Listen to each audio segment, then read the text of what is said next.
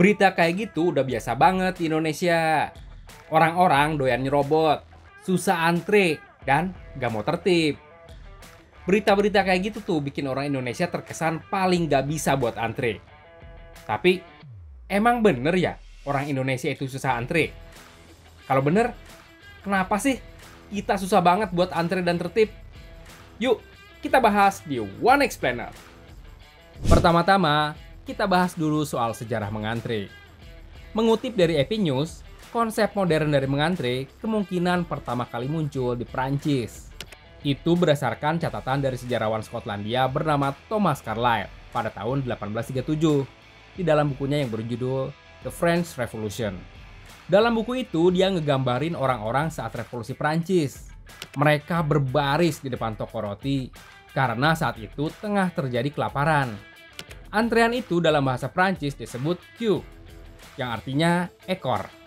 Jadi, orang yang pertama datang, dia yang pertama dapat roti. Yang terakhir datang alias jadi ekor, ya dapat rotinya terakhir. Malah kadang yang terakhir gak dapat roti, karena persediaannya terbatas. Nah, sekarang balik lagi nih, soal budaya mengantre di Indonesia. Harus kita akui, dalam kehidupan sehari-hari, masih banyak orang Indonesia yang malas antre. Alasannya macem-macem. Lagi buru-buru lah, mendesak lah, terus yang ngerasa lebih tua minta diduluin lah, banyak lah pokoknya. Tapi persoalan soal susah antre ini gak cuma di negara kita kok. Menurut David Andrew dari Associated Press News, orang-orang Amrik gak selalu bisa antri. Gak jarang, di sana juga terjadi kekacauan selama antrean. Bahkan masih kata Andrew, Inggris yang dikenal sebagai bangsa yang sopan dan tertib, ternyata nggak sepenuhnya bener kok. Kata dia nih, hal itu bisa jadi cuma propaganda saat Inggris kekurangan pangan akibat Perang Dunia Kedua. Jadi dari sini jelas ya, kalau masalah antrian itu bukan cuma ada di Indonesia. Sekarang kita masuk ke alasan orang-orang khususnya di Indonesia malas buat antre. Alasan utamanya adalah orang-orang nganggep antre itu cuma buang-buang waktu. Apalagi kalau antreannya sampai berjam-jam. Waktu buat antre bisa dipakai buat ngelakuin hal-hal lain. Bisa buat mabar lah, ngegosip, mantau saham, rebahan, banyak lah pokoknya.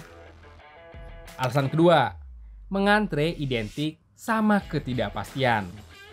Artinya, kita belum tahu berapa lama bakal ngabisin waktu buat antre. Udah gitu, kita juga belum tahu bakal kebagian antrean apa enggak. Misalnya nih, kita lagi antre buat beli HP terbaru. Udah antre berjam-jam, taunya barangnya habis. Kesel banget kan? Alasan ketiga, banyak orang bersikap egois. Mereka ngerasa paling buru-buru dan paling penting sehingga harus diduluin. Padahal tiap orang kan punya kepentingan sama kesibukan masing-masing. Alasan keempat, adanya rasa ketidakadilan. Ini berkaitan nih sama alasan ketiga.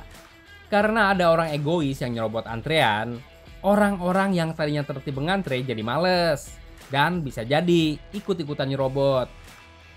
Alasan selanjutnya yaitu lingkungan sekitar. Keluarga dan teman dekat ternyata berpengaruh banget sama budaya mengantre.